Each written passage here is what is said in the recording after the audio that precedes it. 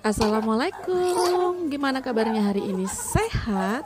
Gimana suasana lebarannya? Masih kerasa di kampung atau kumpul sama keluarga, ya kan?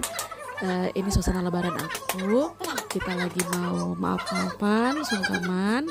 Nah, yang lucunya sebenarnya di sini itu adalah si bocil-bocil ini.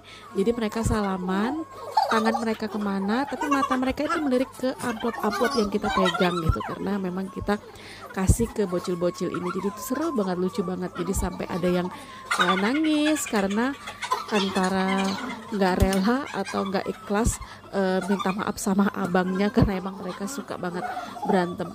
Lucu lah pokoknya.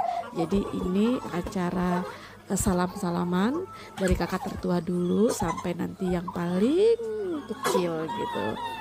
Jadi seru lah pokoknya.